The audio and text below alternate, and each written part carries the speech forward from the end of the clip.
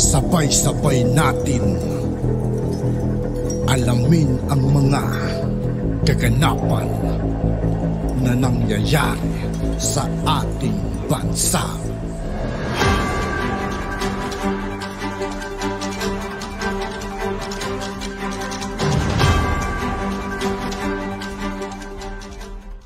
Yo, what's up mga kaibigan? This is I2K po again. Ngayon nandito ulit tayo sa channel ni PH News Feed. Dito naman ulit tayo magbibigay ng komento at reaksyon. Kaya samahan nyo ako guys. Let's go! Masasayang lang po itong mga pag-uusap natin dito ngayon. And we have to craft laws na para matulungan sila, magkaroon sila ng tools not only to protect our citizenry, to protect themselves as well. Para hindi sila basta-basta mapagbintangan na lang na ginawa na samantalang hindi naman nila ginawa. May ganun mga kaso na napagbibintangan kayo. That's why we have to come up with laws to protect both sides. Kasama na nga dyan yung body-worn camera na hindi naman sinusuot. Na at that time, hindi sinuot ng operatiba at sinabing sira. At meron akong pinapasambil na kapag merong insidente na pinatay ang camera o sira ang camera, CCTV or body-worn camera during operation or during critical moments, matik makukulong yung police pati yung kanyang supervisor. Excuse me, Senator Tulfo. Sinabi ba nyo nasira yung kuhan nyo? Body-worn camera? Your Honor, sir, according po sa may hawak po nun, kung hindi po ako nagkakamali, may nagka-problema po ata yung may hawak. Lima ata. Klaruhin mo, anong team leader ka? May problema ang body-worn camera? Napakamahal yan, ha? Hindi yan basta-basta masira. Ano, sira? Sir, we have Sergeant John Deere Tagakay explained kasi nalaman namin, sir, na among the teams sa Bongda 19, siya yung merong na-issuehan, merong hawak ng unit ng body-worn camera. And he explained na, I quote, "Before the said operation, the body-worn camera suddenly stopped working unknowingly. And due to the sudden incident, the undersigned did not notice that the body-worn camera already stopped working Nasaan yung tao niyan? Nasaan yung due pulis to niyan? low battery." Nasaan siya? Nasaan yung tao niyan? Uh, Next hearing. Sergeant Tagakay. Galing mo dito, ha? Mr. Ha? Chair, Galing mo dito. Mr. Chair, Yes. grabe namang dahilan, sir. Tumigil ang body-worn camera na ibinigay, nag-appropriate ang Kongreso, inutos ng Korte Suprema, laging buksan sa ganitong mga... Napapangiwi talaga ako mga kaibigan pag si Hontiveros na talaga yung lumalabas o nagsasalita pagdating sa mga ganyan. Parang nakakawalang, hindi naman sa walang tiwala mga kaibigan, pero alam naman natin kung ano nagiging rules ni Senador Risa Hontiveros mga kaibigan. Ayoko na lang magsalita pero alam nyo na yan mga kaibigan. mga operasyon dahil sa low bat. Hindi ba yan ang pinaka low level na paghahanda sa anumang ganitong plano? In fact, Mr. Chair, gusto ko po sanang ipasagot din doon kay Sergeant Tumakay or ano pong Tagakay. Kasi yung ibang ulat naman po na natanggap natin, hindi po sira, kundi sinara, pinatay. Kaya gusto ko pong itanong, sino nagbigay ng utos na isara yung mga body-worn cameras? Mr. Chair, pwede ba tapusin ko ang statement ko? Yes, yes. Yes. Snap. Sorry. Okay. Continue.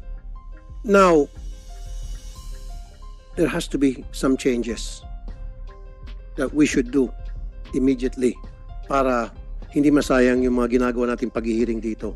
And then we have to craft some laws, like I said earlier, to protect the citizenry from abusive members of the PNP and to protect themselves as well, na para hindi sila basta-basta mapagbintangan. It's very unfortunate, sunod-sunod po yung mga pang-abuso ng kapulisan na nakarating po sa akin, and dalawang insidente recently nagsumbong sa akin. Una, halimbawa, sa Pandi, Bulacan, isang grupo ng Bonnet Gang na later na pag-alaman ng mga pulis. Pinasok ang bahay ng isang tao dahil sa timbre ng isang asset na nandoon daw yung hinahanap nila may warrant.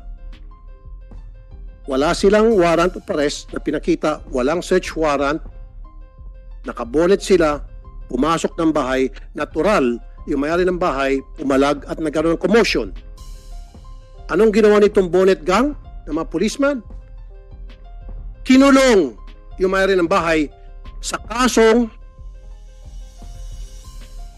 direct assault and resisting arrest.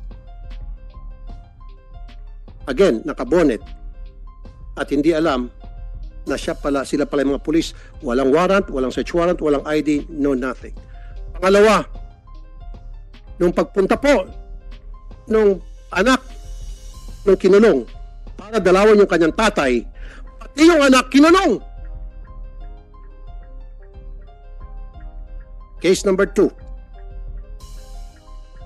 Rodriguez Rizal, 15 years old, binaril. Pulis, kasama ang kanyang asset, nakamotor, hinahabol ang isang citizen. Kinikasing at hinahabol.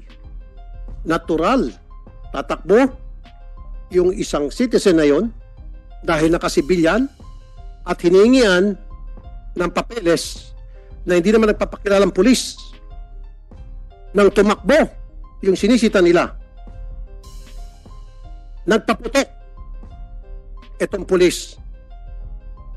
Tinamaan yung kapatid nitong biktima na papalabas ng bahay, patay. And recently over the weekend, ito po, nabasa ko article ng GMA7. 15 years old na binatilyo, binaril dahil pinagbintangan na nagnakaw ng cellphone. Sana po stop na rito, pero I doubt. Asahan po natin, let's brace ourselves. Marami pa pong mangyaring ganito. Magdasal po tayo na sana hindi. Ngayon pa lamang, let's do some screening, general sermonya, lahat ng mga pulis natin para wala na pong madagdagan na biktima. Doon po sana sa neuropsychiatric exam. Kasi po ako, Mr. Chair, nakapag-neuropsychiatric exam, nakita ko po na parang madali lang. Yun po ay para lamang sa mga gusto magkaroon ng baril. Pero how about those policemen na araw-araw nakikituro sa mga civilian population, nagkakandak ng operation, nag-arrest at may hawak ng baril, dapat ibang sets ng neuro exam ang ibinibigay sa kanila. And lastly, Mr. Chair, baguhin natin yung recruitment process. Baguhin natin yung training. And then on a regular basis, periodically, palagi dapat tinitrain, sineseminar, dinadrug test, random drug test, and neuropsychiatric exam ang mga pulis. Why? May mga pulis na nakapasa sa neuro, nakapasa sa drug exam, mabait sila, matino. Pero later on, nagbago ang kanilang sitwasyon dahil sa kanilang environment, dahil sa kanilang trabaho, then naging loko-loko. Pero kung maagap tayo sa ginagawa natin training seminar at pag-exam sa mga pulis natin, ito po ay pwedeng mababawasan. Maraming salamat, Mr. Chair. Magandang hapon po sa lahat. Thank you, Senator Tulfo. Mr. Chair. Yes, Senator Risa. Mr. Chair, kung wala na rin po tayong mga tanong kay Ms. Roda, baka pwede tayong humingi ng isang huling statement sa kanya bago siya i-excuse ng komite. Yes, Ma'am Roda, go ahead. Meron ka pang gusto sabihin? Sige po, makinig kami. Ms. Roda, para yung audio makapahinga ka na after that. Go ahead. Nananawagan po ako sa Senado na sana po matulungan niyo po ako na makuha po namin yung hustisya para po sana po kay Jimboy. At po, sana po mabigyan po yung attorney namin ng mga ebidensya para po maluko po yung kaso ni Jimboy na maging murder po. Mas mataas pa po sa pinasa po ng mga pulis sa anak ko. Saka nananawagan din po ako sa mga katulad ng ina, sana po wala na pong mangyaring katulad ng nangyari kay Jimboy na napagkamala nila na mamamatay tao na maldaper. Sana po yung mga pulis, sana po mag-ano po sila na kung ano po gagawin nila. Yun lang po. At yun nga po mga kaibigan, dito po nagtatapos ang ating reaction video. Muli ako po si I2K ng Sundalo ng Tunggalo. Maraming salamat sa patuloy na pagsuporta. Peace out.